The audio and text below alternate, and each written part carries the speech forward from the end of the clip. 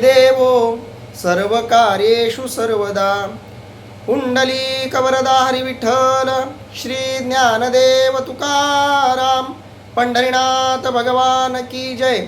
माऊली ज्ञानेश्वर महाराज की जय। जगद्गुरु संत तुकाराम महाराज की जय। सब संतन की जय। ज्ञानोबरायांच्या परमश्रेष्ठ अशा ज्ञानेश्वरी ग्रंथातल्या पहिल्या अध्यायातलं विवेचन करत करत आपण 130व्या क्रमांकाच्या ओवीपर्यंत आलो, ज्यामध्ये भीष्माचार्यांनी शंख वाजवून आपल्या सैन्यातल्या सगळ्यांना युद्धासाठी जागृत केलं आणि त्यानंतर सगळीच सैन्य मंडळी जागी झाली आणि प्रत्येकजण आपापल्या परीनं युद्धवाद्य जी आहेत ती वाजवायला लागलेले आहेत आणि त्यामुळं जणू काही गुहांमधून सुद्धा, डोंगरांच्या गुहांमधून सुद्धा आवाज यायला लागला आहे। त्या प्रचंड अशा युद्धाच्या सुरुवातीच्या प्रसंगाचं वर्णन इथं गीताकार आणि माऊली करताना आपल्याला दिसत आहेत। श्रीमद भगवद्गीतेतला हा 13व्या क्रमांकाचा श्लोक आहे। ततः शंकाश्च भैर्यश्च पणवानक गोमुखः सहसैवाभ्य हन्यंत स शब्दस्तु मूलो भवत। अर्थात नंतर शंख, नगारे, ढोल, खंजिऱ्या, मृदंग इत्यादी वाद्ये एकदम वाजू लागली। तो आवाज फार भयंकर झाला।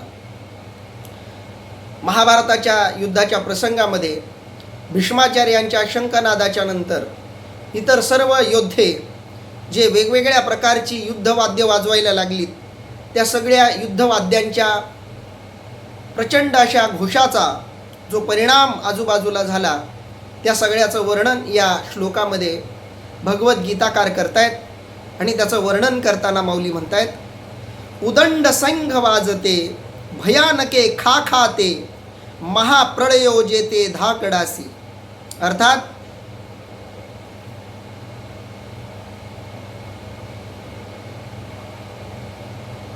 त्या नाना प्रकारच्या रणवाद्यांचा ध्वनी इतका कर्कश आणि भयंकर होता की मोठ्या धैर्यवानाला देखील तो महाप्रळयच वाटावा अशा पद्धतीचा तो आवाज यायला लागला। उदंड संघ वाजते, उदंड म्हणजे प्रचंड अशा प्रकारे अनेक लोकांकडून तो आवाज व्हायला लागलेला आहे। भयानके खाकाते, अतिशय भयानक असा तो वेगवेगळ्या प्रकारचा आवाज जो यायला लागलाय, तो भयंकर अशा प्रकारचा आणि खाखाते अतिशय कर्कश अशा प्रकारचा तो आवाज यायला लागलाय। महाप्रळयो जेथे धाकडासी, धाकड शब्दाचा अर्थ आहे धैर्यवान। महाप्रळयो जेथे धाकडासी, धाकडांना सुद्धा, धैर्यवानांना सुद्धा महाप्रळय वाटावा, त्यांनाही भीती वाटावी असा भयानक असा कर्कश आवाज त्या उदंड अशा प्रचंड अशा अगणित अशा वाद्यांच्या वाजण्याचा यायला लागला। म्हणजे भीष्माचार्यांच्या वाद्यानंतर बाकी सगळ्यांचा जो काही जयघोष सुरू झाला, त्या जयघोषाचा ध्वनी इतका प्रचंड होता की सामान्य माणूस घाबरेल यात काही नवल नाही। जो धैर्यवान आहे, जो सहजासहजी कोणत्याही गोष्टीला घाबरणारा नाही, असा सुद्धा धैर्यवान पुरुष या आवाजानं घाबरून जाईल असा तो प्रचंड आवाज होता, असं माऊली त्याचं वर्णन करतायत। भेरी निशाण मांदळ शंख काहळा भोंगळ आणि भयासुर रणकोल्हाळ सुबटांचे। अर्थात नौबद, निशाण, मांदळ, शंख, झांज, तुतारी इत्यादी अनेक रणवाद्यांचा गजर आणि वीरांच्या मोठमोठ्या रणगर्जना सुरू झाल्या। बघा, ज्ञानोबरायांच्या काळात आणि महाभारताच्या काळात युद्धाच्या प्रसंगात ज्या प्रकारची वाद्य वाजवली जात होती, त्या वाद्यांची सूचना आपल्याला या श्लोकामधून आणि माऊलींच्या ओवीमधून सहजपणे मिळते। त्या काळातली ही वेगवेगळ्या प्रकारची वाद्य आहेत। नौबत आपल्याला मध्ययुगीन काळातही या नौबत या वाद्याचा संदर्भ दिसतो। निशाण नावाचं एक वाद्य आहे, मांदळ नावाचं एक वाद्य आहे। मांदळ हे वाद्य अजूनही अनेक धार्मिक गीतांच्या मध्ये वाजवलं जातं। विशेषतः जो गोंधळ घातला जातो मातेचा, त्या मातेच्या गोंधळामध्ये मांदळ नावाचं वाद्य वाजवलं जातं. त्याचबरोबर शंख हा तर प्रसिद्ध आहे. झांज हा सुद्धा एक प्रसिद्ध असा वाद्य प्रकार आहे. आणि तुतारी अशा वेगवेगळ्या रणवाद्यांचा गजर आणि वीरांच्या मोठमोठ्या रणगर्जना सुरू झाल्या. आणि मोठमोठ्या वीरांच्या रणगर्जना वेगवेगळ्या योद्ध्यांनी युद्धाच्या वाद्यांसाठी म्हणून आणलेली वाद्य आपापल्या परीनं वाजवायला सुरुवात केली. कारण वाद्यामध्ये वातावरण निर्मितीची मोठी शक्ती असते. भगवान शंकर परमात्म्याच्या कडून संगीताचा जन्म झाला. भगवंताच्या तोंडून डमरूमधून जे ध्वनी निघाले त्यातूनच संगीताचा जन्म मानला जातो. भगवान शंकरानं जे तांडव केलं त्या तांडवातून नृत्याचा जन्म झाला असं म्हटलं जातं. आणि भगवंताच्या तोंडून जे शब्द निघाले त्यातूनच स्वराचा गायनाचा जन्म झाला असं म्हटलं जातं. म्हणून या संगीतामध्ये वातावरण निर्मितीची मोठी शक्ती असते. संगीत हे सुखी माणसाला दुःखी माणसाला सुखी करू शकतं. एवढी प्रचंड शक्ती ध्वनीमध्ये संगीतामध्ये असते. खुदिराम बोस नावाचे खूप मोठे वनस्पती शास्त्रज्ञ आपल्या भारतामध्ये होऊन गेले. त्या खुदिराम बोसांनी जे वेगवेगळे वनस्पतींवर प्रयोग केले त्या प्रयोगांमधला एक महत्त्वाचा प्रयोग हाही होता की त्यांनी वनस्पतींना संगीत कळतं किंवा नाही या दृष्टीनं बरेचसे प्रयोग केले. त्या प्रयोगातून त्यांनी एक निष्कर्ष काढला की वृक्षांनासुद्धा संगीताची जाणीव असते. संगीतापासून निर्माण होणाऱ्या ध्वनी प्रतिध्वनींचा परिणाम हा वनस्पतींवर सुद्धा होत असतो. याचा प्रयोग म्हणून त्यांनी विशिष्ट वनस्पतींच्या समोर काही दुःखद अशा प्रकारचं संगीत लावलं ज्या संगीतातून दुःख, शोक, आक्रोश या गोष्टी सूचित होतील किंवा तो प्रसंग निर्माण होईल अशा प्रकारचा ध्वनी त्यांनी वाजवला. जेव्हा असं शोकात्मक संगीत त्यांनी वाजवलं आणि हे शोकात्मक संगीत ऐकून आजूबाजूला जी काही झाडं किंवा रोपं होती ती सगळी सुकायला लागली होती आणि ती जवळपास मरायला टेकली असं घडल्याचं त्यांच्या लक्षात आलं. दुसरा एक त्यांनी प्रयोग करून बघितला. त्याच वनस्पतींच्या बाजूला काही चांगली अशी सुंदर अशी आनंद देणारी आल्हाद देणारी अशा प्रकारची काही वाद्यही त्यांनी वाजवली. तेव्हा त्यांच्या लक्षात आलं की जेव्हा अशी आल्हाददायी आनंददायी सुखदायक अशा प्रकारचं संगीत आजूबाजूला वाजवलं जातं तेव्हा त्याचे तरंग जेव्हा एखाद्या वनस्पतीपर्यंत पोहोचतात तेव्हा त्या तरंगांचा त्या वनस्पतींवर सकारात्मक परिणाम होतो. म्हणजे संगीतामध्ये काय ताकद असते हे याच्यातून आपल्या लक्षात येतं. आपणही कधी दुःखी असाल आणि अशावेळी संगीत ऐकलं तर आपलं मन थोडंसं आनंददायी होतं. किती मोठ्या प्रकारचा ताण तणाव मनावरती असला आणि सुंदर अशी भगवंताची भजनं नामस्मरणाचं संगीत किंवा याचीही जर तुम्हाला श्रद्धा नसेल तर साधं जरी संगीत तुम्ही लावलं सुमधुर असं तर आपलं मन थोडंसं संतुलित व्हायला मदत होते. एवढी संगीतामध्ये ताकद असते. अगदी याच्या उलट तुम्ही अतिशय आनंददायी आहात आणि अशा प्रसंगात कोणी दुःखदायक संगीत आजूबाजूला लावलं कर्कश अशा प्रकारचं संगीत आजूबाजूला लावलं तर त्याचं दुःखही तुम्हाला तितकंच होतं किंवा आपल्या आनंदामध्ये त्याचा एक प्रकारचा म्हणजे विक्षेपसुद्धा निर्माण होतो. म्हणून आनंदाच्या प्रसंगी दुःखाचं संगीत आणि दुःखाच्या प्रसंगी आनंदाचं संगीत या गोष्टी जशा मनाला त्रासदायक ठरतात अगदी त्याचप्रमाणे मन आल्हाददायक असेल आणि संगीतही आनंद देणारं लावलं तर त्यानं आपला आनंद आपलं सुख आपलं सौख्य हे द्विगुणित होतं. याच्या उलट मन दुःखी आहे आणि आजूबाजूला दुःखानं भरलेलं संगीत आपण लावलं तर आपलंही दुःख त्या पद्धतीनं वाढणारं आहे. या दृष्टीनं विचार केला तर संगीतामध्ये वातावरण निर्मितीची मोठी शक्ती असते आणि त्यामुळंच कोणत्या युद्धाच्या सुरुवातीला मोठमोठी रणवाद्य वाजवण्याची प्रथा प्राचीन काळापासून आपल्याकडं चालत आलेली दिसते. आणि म्हणून युद्ध सुरू करण्याच्या पूर्वी प्रत्येक सैनिकानं आपापल्याबरोबर आणलेली जी वाद्य आहेत ती वाद्य वाजवायला सुरुवात केली. ती वाद्य कोणकोणती आहेत याचा उल्लेख इथं माऊलींनी केला आहे आणि वेगवेगळ्या वीरांनी मोठमोठ्या रणगर्जना करत करत आपली ही वाद्य वाजवायला सुरुवात केलेली आहे. पुढं माऊली म्हणतायत, आवेशे भुजा त्रहाटिती विसणेले हाका देती जेथ महामद भद्र जाती आवरीती ना. अर्थात माऊली सांगतायत कोणी आवेशाने दंड ठोकू लागले कोणी चवताळून मोठमोठ्याने हाका मारू लागले आणि हत्ती बेफाम होऊन अनावर झाले. या युद्धाची गर्जना ऐकून प्रत्येक माणसाच्या मनात, प्रत्येक योद्ध्याच्या मनात युद्धाची भावना निर्माण झाली. सामान्य माणसाच्या, योद्ध्याच्या, सैनिकाच्याच मनात ही भावना निर्माण झाली असं नाही, तर तो ध्वनी ऐकून हत्तीसुद्धा अनावर झाले. हत्तींना सुद्धा आता युद्ध करावं असं वाटायला लागलं. त्यांच्यामध्ये सुद्धा आवेश जागृत झाला. एवढी ताकद त्या वाद्यांमध्ये निर्माण झाली. कुणी आवेशानं दंड ठोकायला लागलं. कारण आजूबाजूचा तसा प्रसंग आला की स्वाभाविकपणे माणूसही त्या पद्धतीनं रोमांचित होऊन उठतो. हर हर महादेवाचा जयघोष कानावरती पडला की अंग रोमांचित व्हायला लागतात. जय जय महाराष्ट्र माझा हे महाराष्ट्रगीत लागलं काय किंवा देशाचं राष्ट्रगीत लागलं काय, ते स्वर कानावर पडल्याबरोबर अंग रोमांचित व्हायला लागतात. हृदयातून देशभक्ती जागृत होते. किंवा अय मेरे वतन के लोगो सारखं एखादं दुःख, आपल्या जवानांचं बलिदान स्पष्ट करणाऱ्या गीतांचं जेव्हा आपण श्रवण करतो, कवी प्रदीपांनी गायलेलं खूप सुंदर गाणं आहे की ते गाणं ऐकताना पंडित जवाहरलाल नेहरूंच्या डोळ्यातून सुद्धा अश्रू आले असं वर्णन आहे. की म्हणजे संगीतामध्ये ही ताकद असते की ती माणसाला रडवूही शकते आणि हसूही शकते. आणि तो आवेग आल्यामुळं काही काही सैनिक अक्षरशः दंड ठोकू लागले. दंड तेव्हाच माणूस ठोकतो जेव्हा माणसाला युद्ध करण्याची प्रेरणा निर्माण होते.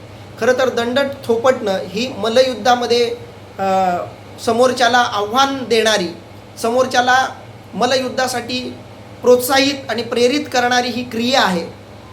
या युद्धामध्ये याही युद्धाचा समावेश असल्यामुळं काही योद्धे जे आहेत, काही सैनिक जे आहेत, ते अतिशय युद्धाच्या आवेशानं आपापले दंड थोटू लागले.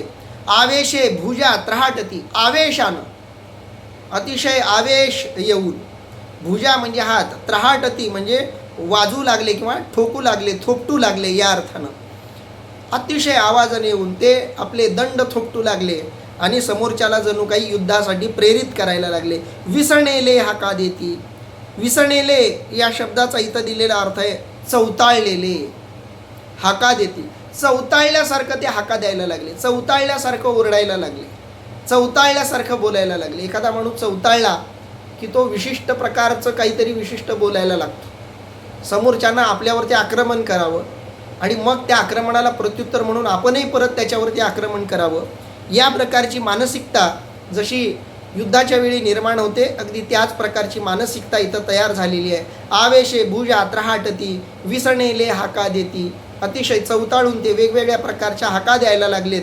जेत महामद भद्र जाती आवरितीना, अर्थात ज्या ठिकाणी भद्र जाती शब्दाचा इतर दिलेला आहे अर्थ आहे बेफाम हत्ती, असे ते बेफाम हत्ती आवरता आवरत नव्हते.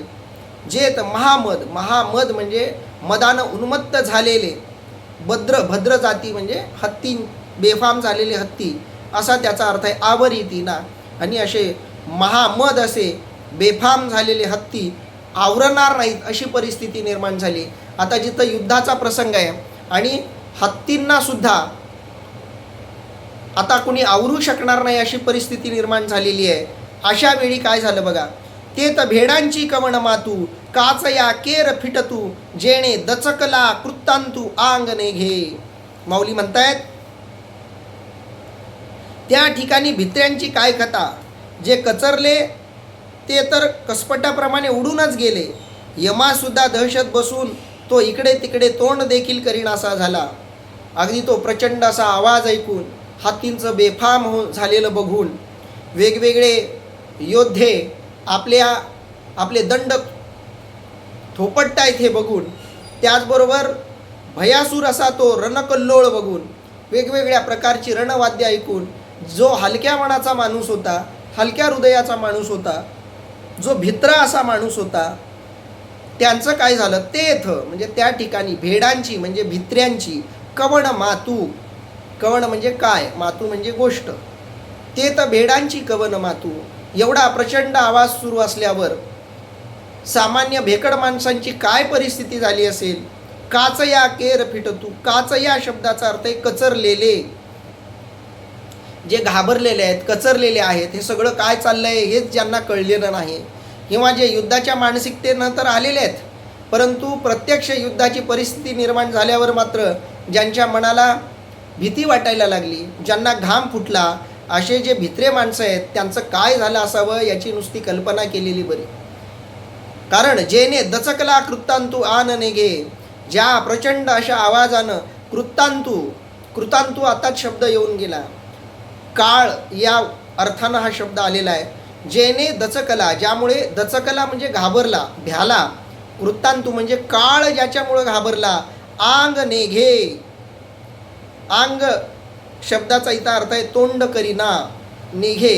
आणि अतिशय म्हणजे काळाला सुद्धा, यमाला सुद्धा भीती वाटावी अशा प्रकारचं हे वर्णन व्हायला लागलं.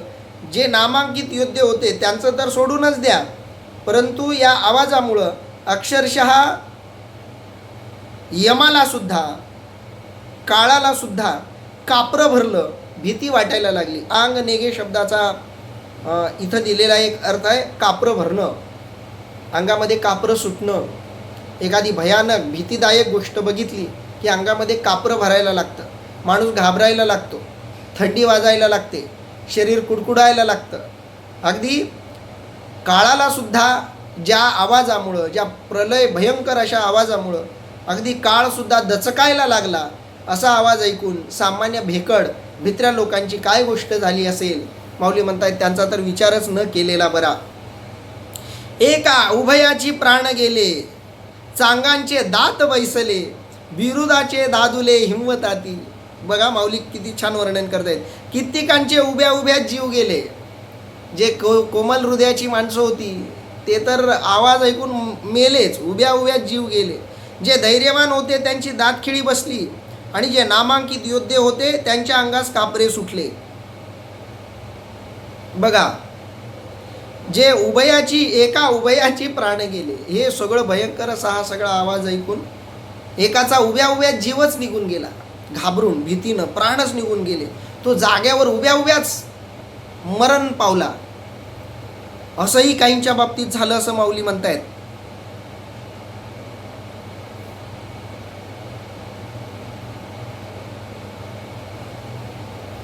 कित्येकांचे उभ्या उभ्याच जीव गेले, म्हणजे एका उभयाची प्राण गेले.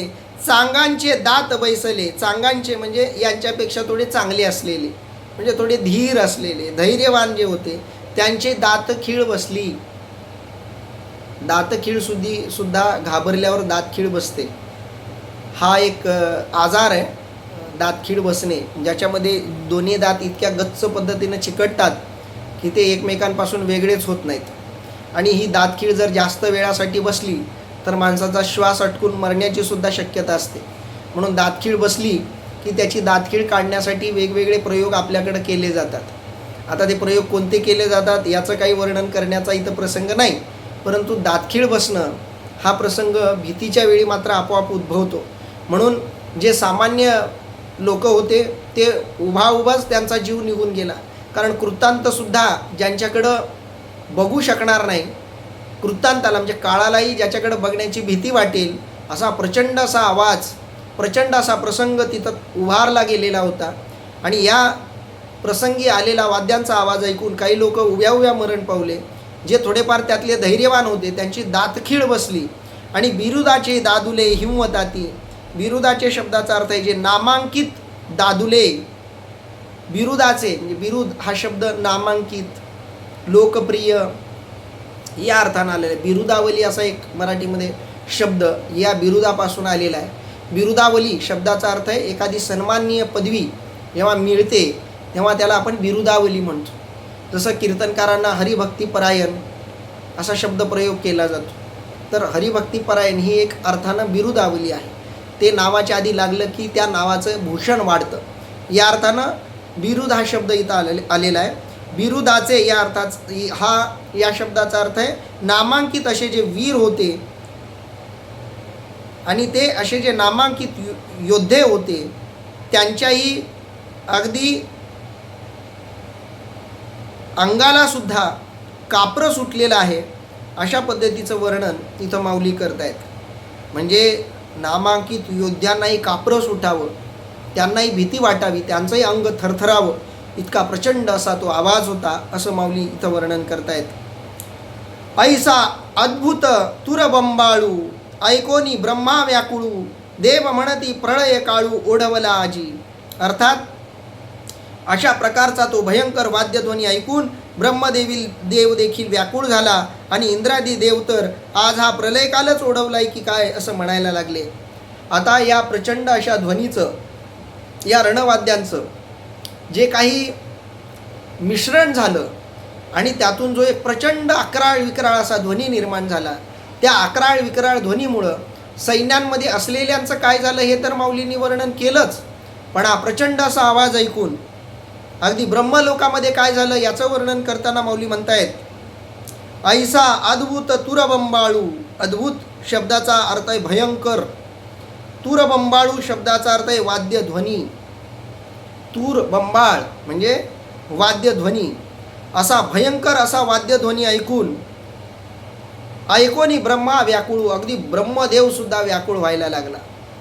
ज्या ब्रह्मदेवाचं आयुष्य जास्त, ज्या ब्रह्मदेवाची शक्ती प्रचंड, ज्या ब्रह्मदेवानं संबंध सृष्टी संबंध विश्व जन्माला घातलं, तो प्रचंड असा ताकदवान असलेला ब्रह्मदेव सुद्धा या आवाजानं, या रणवाद्यांनी व्याकुळ होऊन गेला। त्यालाही या प्रचंड अशा वाद्यांचा त्रास व्हायला लागला। देव म्हणती प्रळय काळू ओढवला आजी। बाकी जे स्वर्गातले देवादिक आहेत त्या सगळ्या देवांना तर असं वाटायला लागले, देव म्हणायला लागले प्रळय काळू। आता जणू काही प्रळयाचा काळ आलेला आहे, जणू काही आता प्रलय होणार आहे। ओढवला आजी, आज आपल्या अंगावरती जणू काही प्रळयच ओढवलेला आहे, आपल्यावर प्रलयाचं संकट आलेलं आहे, अशा पद्धतीची मानसिकता या सगळ्या लोकांची झाली असं माऊली म्हणतायत। ते 13व्या श्लोकाचं एवढं वर्णन केल्यानंतर 14, 15 आणि 16 हे 3 श्लोक श्रीमद भगवद्गीतेमध्ये सलग देण्यात आलेले आहेत, कारण या तिन्ही श्लोकाचं वर्णन माऊलींनी सलग पुढच्या ओव्यांमध्ये केलं आहे, म्हणून त्या श्लोकांचं थोडंसं चिंतन करूयात। ततश्वेतेर्हरेर्युक्ते महती स्यंदने स्थितौ माधवः पांडवश्चैव दिव्यौ शंखोपदध्मतु पांचजन्यं ऋषिकेशो देवदत्तं धनञ्जयः पौण्ड्रं दद्मौ महाशंखं भीमकर्णावृकोदरः अनन्तविजयं राजा कुन्तीपुत्रो युधिष्ठिरः नकुलः सहदेवश्च सुघोष मणिपुष्पकौ। अर्थात कौरवांच्या सैन्यात वाद्यांचा असा मोठा गजर झाल्यावर पांढरे शुभ्र घोडे जोडलेल्या मोठ्या रथात बसलेले भगवान श्रीकृष्ण व अर्जुन यांनी सुद्धा आपले दिव्य शंख मोठ्याने वाजविले। श्रीकृष्णांनी पांचजन्य नावाचा शंख, अर्जुनाने देवदत्त नावाचा शंख आणि भयंकर कर्मे करणाऱ्या भीमाने पौंड्र नावाचा महाशंख वाजविला। कुंतीपुत्र राजा युधिष्ठिराने अनंत विजय नामक शंख वाजविला। तसेच नकुल सहदेवांनी सुघोष व मणिपुष्पक नावांचे शंख वाजवले। आता पांडवांच्या बाजूला जे मोठे मोठे महारथी आहेत, योद्धे आहेत, त्यांनी कोणकोणत्या प्रकारच्या शंखांचं वादन केलं, कोणकोणते शंख वाजवले, त्यांच्याकडं कोणती शंख होती, त्या शंखांची नावं आणि त्यांनी त्याचा कसा जयघोष केला, याचं वर्णन या 3 श्लोकांमध्ये श्रीमद भगवद्गीताकारांनी केलेलं आहे। या 3 श्लोकांचं वर्णन करताना माऊली म्हणतायत बघा, ऐसी स्वर्गी मातू देखोणी तो आकांतू तव पांडव दळा आतू वर्तले काही। अशी स्वर्गामध्ये गोष्ट चालू असताना, याप्रमाणे स्वर्गलोकात दाणादाण उडून गेली असताना इकडे पांडव सैन्यात काय झालं ते पहा। ऐसी स्वर्गी मातू, स्वर्गामध्ये अशी मात म्हणजे गोष्ट घडलेली आहे। देखोनी तो आकांतू, डोळ्यांनी तो आकांत बघून, तव पांडव दळा आतू, अगदी त्या वेळेला पांडव दळाच्या आत वर्तले काही, काय घडलं म्हणजे आतापर्यंत कौरवांच्या बाजूनं झालेला शंखानाद आणि या शंखानादाचा, त्या कौरवाच्या पक्षामधून वाजवलेल्या रणवाद्यांचा जो प्रचंड परिणाम झाला त्याचं वर्णन माऊलींनी केलं। अगदी ब्रह्मदेवाला सुद्धा भीती वाटावी, सामान्य जे वीर आहेत त्यांना दातखीड बसावी, जी भित्री माणसं आहेत ती तर जागेवरच मरण पावली।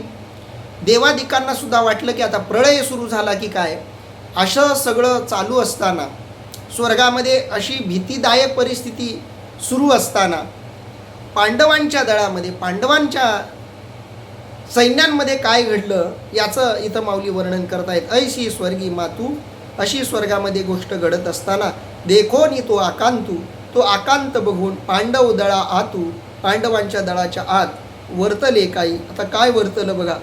हो का निजसार विजयाचे, की ते भांडार महातेजाचे, जेथ गारुडाची जावळी येचे कांतले चारी. अर्थात जो रथ विजयाचे प्रत्यक्ष माहेरघर असून तेजाचे केवळ भांडारच व ज्यास गरुडाप्रमाणे वेगवान असे 4 घोडे जुंपलेले आहेत. अगदी भगवान श्रीकृष्ण परमात्मा ज्या अर्जुनाच्या रथाचं सारथ्य करतायत त्या रथाचं वर्णन माऊलींनी इथं केलेलं आहे. काय आहे त्या रथाचं वर्णन? अगदी पांडवांच्या दळामध्ये काय घडतंय हे बघताना माऊलींची नजर सगळ्यात आधी भगवान कृष्ण परमात्म्याच्या रथावरती गेली, ज्याचा सारथी म्हणून भगवान कृष्ण परमात्मा उभे आहेत. काय भाग्य असेल ते की ज्यांना भगवान श्रीकृष्ण परमात्म्याचं ते सारथ्य रूपातलं दर्शन घडलं असावं. हो का निजसार विजयाचे, सार शब्दाचा अर्थ आहे माहेर. जणू काही विजयाचं जे की माहेरघर आहे. हो का, जे का या अर्थानं हो का निजसार विजयाचे, विजयाचं जणू काही जे निजसार आहे. निजसार या शब्दाचा इथं दिलेला अर्थ माहेरघर असा आहे, पण एका निजसार या शब्दाचा अर्थ थोडक्यात सारांश अर्क या अर्थाने हा शब्द आपल्याला वापरला गेलेला दिसतो. हो का निजसार विजयाचे, जे विजयाचं माहेरघर आहे किंवा विजय सार रूपानं ज्याच्यामध्ये राहतो, की ते भांडार महातेजाचे. भगवान श्रीकृष्ण परमात्मा म्हणजे महातेजाचं भांडार. प्रत्येक जीव हा जेव्हा आपलं जीवत्व सोडून ब्रह्मरूपामध्ये एकाग्र होतो तेव्हा त्याला ब्रह्मतेज प्राप्त होतं. मुळात प्रत्येक जीव हा ब्रह्मरूपच असल्यामुळं, ब्रह्माचा अंश असल्यामुळं तो स्वभावतः तेजायमान आहे.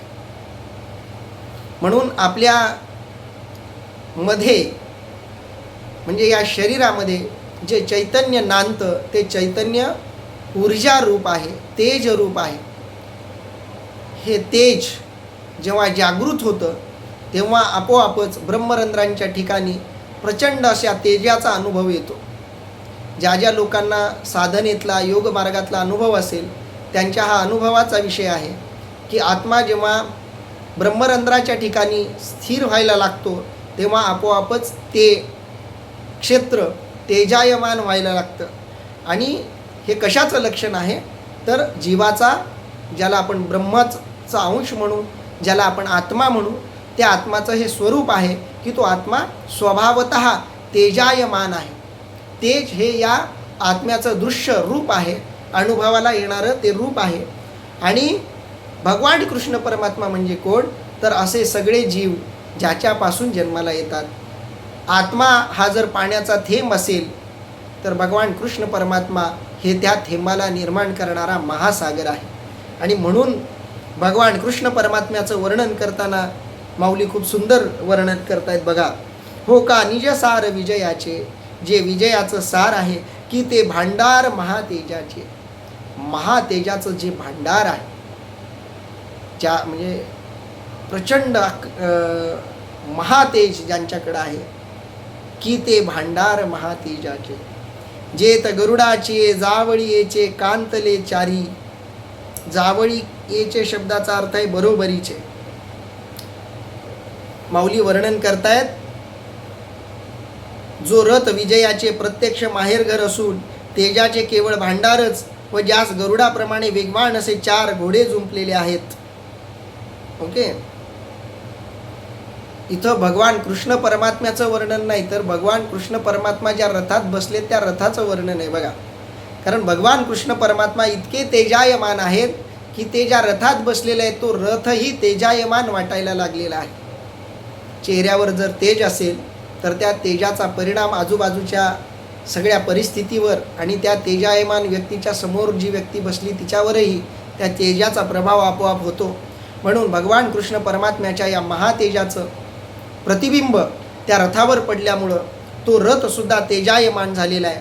त्या रथाचं भगवान कृष्ण परमात्मा ज्या रथावर आरूढ झालेले आहेत त्या रथाचं इथं वर्णन माऊली करतायत. हो का निजसार विजयाचे, तो रथ म्हणजे जणू काही विजयाचं माहेरघर आहे. बघा, रथ महत्त्वाचा नाही, रथावर आरूढ कोण झाला हे जास्त महत्त्वाचं आहे. भगवान कृष्ण परमात्मा कोणत्याही रथावरती आरूढ झाले असते तर तोच रथ विजयी रथ ठरला असता. कारण लेखणीमध्ये ताकद नसते, लेखणी ज्यांना हातात धरलेली आहे त्या हातात ताकद असते. त्या हातातही ताकद नसते, तो हात ज्या शरीराशी जोडलेला आहे त्या शरीराशी जोडल्या गेलेल्या बुद्धीमध्ये जी प्रतिभा आहे त्या प्रतिभेची ती ताकद असते. मी मागेही एकदा उदाहरण दिल्याचं मला आठवतं आहे की एखादा चांगला चित्रकार 1-2 रुपयाची पेन्सिल हातात घेऊन लाखो करोडाला विकेल अशा प्रकारचं चित्र 1 रुपयाच्या कागदावर काढू शकतो. किंमत त्या पेन्सिलची किंवा तो ज्याच्यानं चित्र काढतोय त्या ब्रशची नसते, किंमत असते ती त्याच्या प्रतिभेची आणि त्या प्रतिभेतून आकाराला आलेल्या त्या चित्राची. म्हणजे खरं जे महत्त्व आहे ते त्या साधनेला आहे. म्हणून रथ कोणता आहे हे महत्त्वाचं नाही, रथ हे एक निमित्त आहे, रथ हा एक योगायोग आहे. पण त्या रथावर भगवान कृष्ण परमात्मा आरूढ झाल्यामुळं तो रथ जणू काही विजयाचं माहेरघर बनलेला आहे, जणू काही ते महातेजाचं भांडार बनलेलं आहे. जेत गरुडाचे जावळीचे कांतले चारी, आणि त्या रथाचं वर्णन पुढं माऊली करतायत बघा. ज्याला गरुडाप्रमाणे वेगवान असे गारुडाचे जवळी येचे, गरुडाचे जावळी येचे, जावळी येचे म्हणजे जवळचे किंवा बरोबरीचे, त्याच्यासारखे या अर्थानं जावळी येचे. कुणाच्या जवळी येचे, कुणाच्या बरोबरीचे, कुणाच्या जवळचे, तर गरुडाची, गरुडाच्या बरोबर, गरुडाच्या सारखे, गरुडाप्रमाणे. कांतले, कांतले शब्दाचा अर्थ आहे जुंपले, जोडले, लावले चारही. अर्थात भगवान कृष्ण परमात्मा ज्या रथावर आरूढ झालेले आहेत त्या रथाला 4 घोडे जुंपलेले आहेत. ते 4 घोडे कसे आहेत तर गरुडाचीही बरोबरी करू शकतील असे ते 4 घोडे आहेत. म्हणजे गरुडापेक्षाही प्रचंड ज्यांची गती आहे. गरुडाची गती किती असते हे काही आपल्याला वेगळं सांगायची गरज नाही. अगदी समुद्रात असलेला मासासुद्धा थोड्या वेळासाठी कधीतरी समुद्राच्या बाहेर येऊन काही क्षणासाठी पुन्हा पाण्यात उडी मारतो. गरुडाची गती एवढी असते की तेवढ्याच वेळाचा उपयोग करून गरुड त्या माशाला वरचेवर झेलून घेतं. एवढी प्रचंड वेगवान अशी शक्ती गरुडाची असते. गरुडाला सगळ्यात वेगवान पक्षी असं म्हटलं जातं. तर ते रथ किती वेगवान होते हे कळण्यासाठी गरुडाची उपमा इथं माऊलींनी त्या घोड्यांना दिलेली आहे. अतिशय गरुडाच्या बरोबरीचा वेग ज्यांच्यामध्ये आहे असे 4 घोडे ज्याला लावलेले आहेत, तो रथ जो की महातेजाचं भांडार आहे, तो रथ जो रथ विजयाचं निजसार आहे. की पाखांचा मेरू जैसा, पुन्हा माऊली त्या रथाचं ज्याच्यावरती भगवान कृष्ण परमात्मा आरूढ झाले त्या रथाचं वर्णन करतायत. की पाखांचा मेरू जैसा रहवरू मिरवते तैसा, तेजे कोंदाटलिया दिशा जयाचेनी.